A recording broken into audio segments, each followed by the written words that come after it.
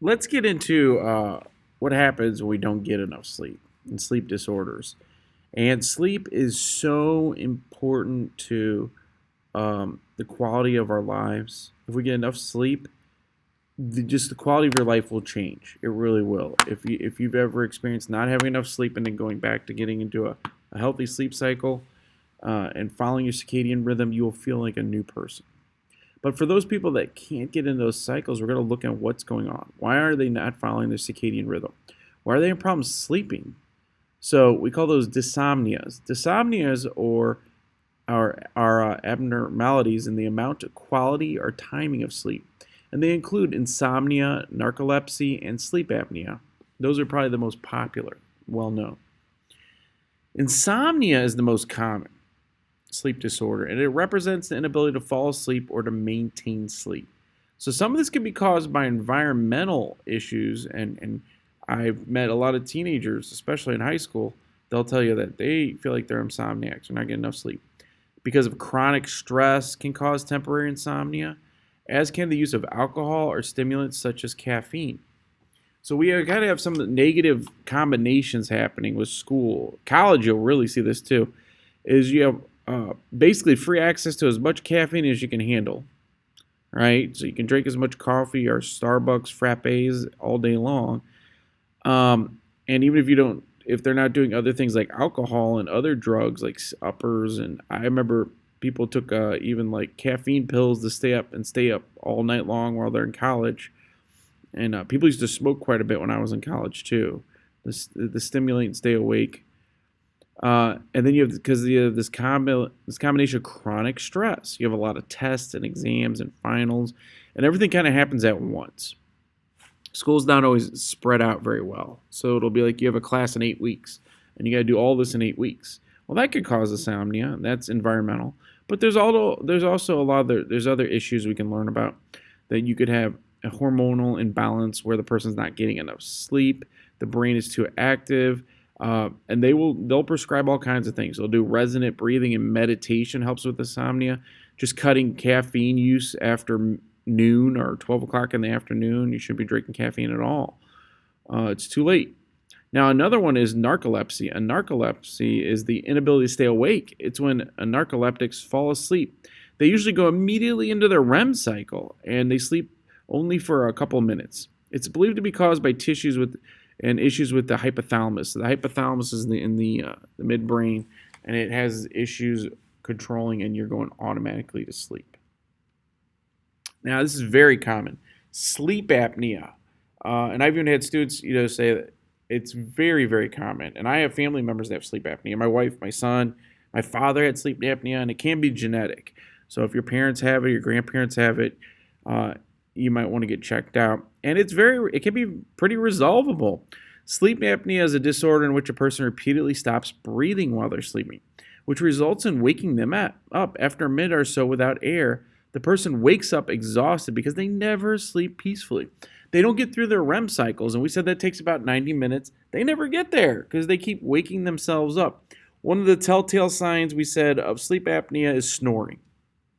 Now, not everybody that snores has sleep apnea, but if somebody snores very loud and you can hear them like, and they're like struggling to breathe, that could be sleep apnea. So you'd have to go to your doctor and talk to a sleep specialist, and they'll do a sleep study at the hospitals or a clinic, or they'll let you do it at home. And getting your sleep apnea under control can change everything. Could you imagine if you never are really getting through your sleep cycles? You're always tired, you're always cranky, and you're always angry. And we would mistake that sometimes for people being mean people, when really it could be an issue like sleep apnea or insomnia. It's really affecting the quality of that person's life. That's why psychiatry and psychology are so powerful. You could really make somebody feel much better. Now, sleepwalking occurs when an individual walks around and sometimes even talks while sleeping. Sleepwalking occurs in stage 3 or 4. It does not happen in REM. So people will be like, don't ever wake somebody up when they're sleepwalking. Well, it's going to hurt them. They can have a heart attack or something. That's not true. If you really want to scare somebody, if they're in their REM sleep and you wake them out of their REM, that's bad. That can cause a lot of stress on the body and the mind. But if somebody's sleepwalking, they're not in REM. Because remember, when you're in REM, you're almost like comatose. It's like you're in a coma. Your body doesn't move at all. Your eyes are going crazy. Your brain is thinking more than maybe ever, but your body itself doesn't move at all. Now you can see the pictures at the bottom. We talk about sleep apnea, and a lot of it could just be you have what's called the CPAP. You see that CPAP mask? And what you do is you put a mask and it pumps oxygen with water, and it helps you breathe through when you stop breathing.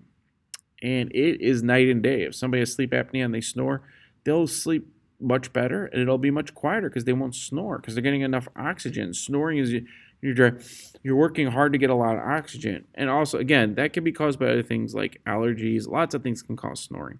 But it is a big telltale sign that somebody might have sleep apnea. Another thing they'll do with kids is that they take out the tonsils, but that is a little bit more controversial. And the question is, does it really work? And for some kids it may, and other kids it might just be an unnecessary surgery. All right. Now, Sigmund Freud believed that under his dreams are an expression of our unconscious wishes and desires. So Freud really believes dreaming in our sleep is very powerful. Freud's psychoanalytic theory of dreaming states that you have two types of dreams. You have manifest content or latent content. Manifest content, or storyline and imagery of the dream, offers insight into the important symbols of relating to the unconscious process. Now, the latent content is the emotional significance and underlying meaning of the dream. So your manifest, the content of why you're dreaming, is there's storyline, there's imagery, there's symbols in there.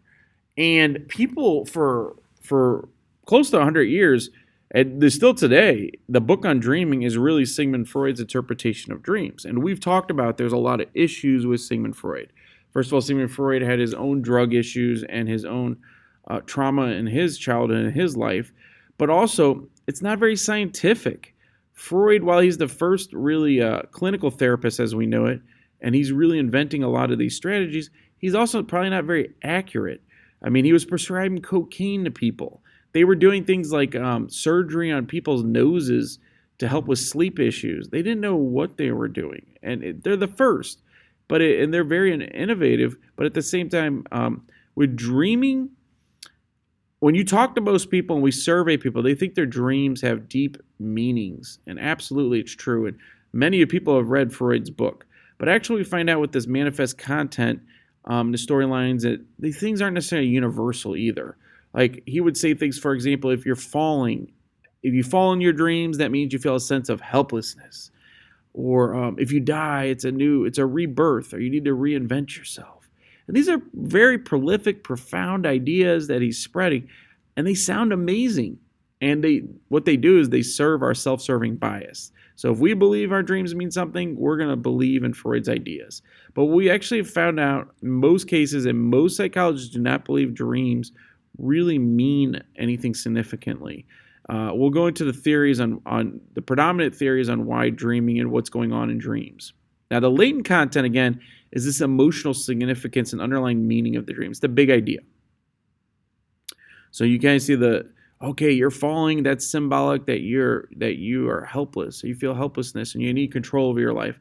And then the emotional significance is you're afraid of change. The big idea is you're afraid of marriage, or maybe you have a bad marriage. So this can be interpreted in a lot of different ways, and that's where Freud's ideas can get very dangerous too, because people believe this and it might not be true. They might really affect the quality of their life in a negative way.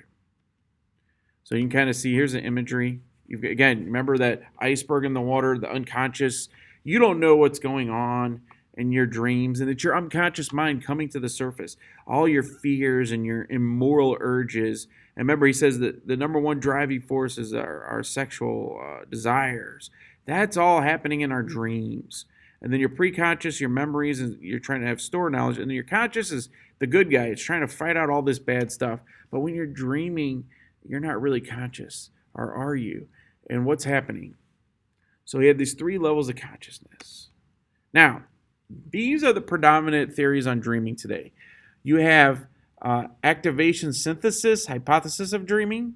Now, this proposes the idea that dreams are the product of our awareness of our neural activity due to sensory input while we are sleeping. Okay, That's a very fancy way of saying it. It starts basically place and location have a lot to do with what you're dreaming about. If you starts raining while you're sleeping, you may dream about waterfalls. If you spend a lot of time at school, you might have a lot of dreams about school, or you're in the classroom, or you're in the hallways in the cafeteria with your friends. And it's probably location and place and what's just happening in your life is going to just enter your dreams because that's the context. And that's the content that you're dealing with on a daily basis. Now, the next one is a very interesting theory, too. It's the problem solving theory. The problem solving theory of dreaming holds that dreams provide a chance for the mind to work out issues that occupy its attention during waking hours. Neural repair, consolidation of memories, and protein synthesis seem to occur during dreams. So there is evidence to support this. We've actually found out that maybe your brain is kind of creating repairs. It's fixing the neuro pathways that are happening in your brain. And maybe it's consolidating your memories. It's trying to put things together and organize things in your brain so you're not overstimulated, you don't go too crazy. And this is scientific. And also we do know that people do go to bed and they're thinking about a problem and they wake up with an answer. And that has happened. So there may be some problem solving happening in your dreams. I don't know if you guys have seen the Queen's Gambit, which is a really good miniseries on Netflix I saw. And she keeps dreaming. She goes to bed and she's always problem solving. And she's got these beautiful dreams about playing the best chess game. She's a chess player. So she's always trying to problem solve her chess moves. Well, that's realistic. That could actually happen. There are scientists, physicists, and social scientists, and chess players. A lot. They'll go to bed thinking about a problem. They'll wake up and they'll be like, I got it. I E4 to G5. That's the move I need to make. So we do know that can happen, and we've seen this in our evidence and research. So these are probably much more accurate theories than like Freud's, where he's trying to come up with some kind of universal code of dreaming. And we know that dreams aren't necessarily universal either. There's different cultures and different beliefs. However, solving problems, that can be universal.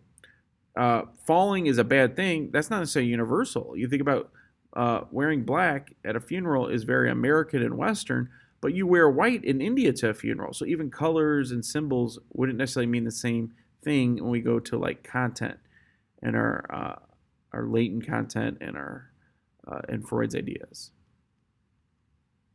Now, a nightmare is an elaborate dream sequence that produces a high-level anxiety or fear of the dreamer. It almost always happens during REM. Remember, almost all dreaming happens during rapid eye movement, or REM sleep. That's just what a nightmare is. And yeah, I put Freddy Krueger over there. And this other idea is this night terrors. Night terrors occur in much deeper sleep state. These involve actual behaviors such as screaming, crying, jerking, lunging, movements while sleeping. People almost never remember these terrors. My son had night terrors. It's very common in children. As I have the picture of the child in the bottom. Very common in children. And it's really hard to hear as a parent. Or I don't know if you guys have ever heard of your brother or sister or child. You'll hear like, oh my God, no, no, no. And they're like fighting and they're kicking. Oh, no, no, help me, help me. And you think like, what are they dreaming about? And it's not really clear on why night terrors happen, but maybe it's because there's a lot of activity in the brain or something's going on. But when you wake them up, they don't remember at all. I mean, my son would cry. He's crying, and it really bothered my wife. Like, oh my gosh, what's happened to my son?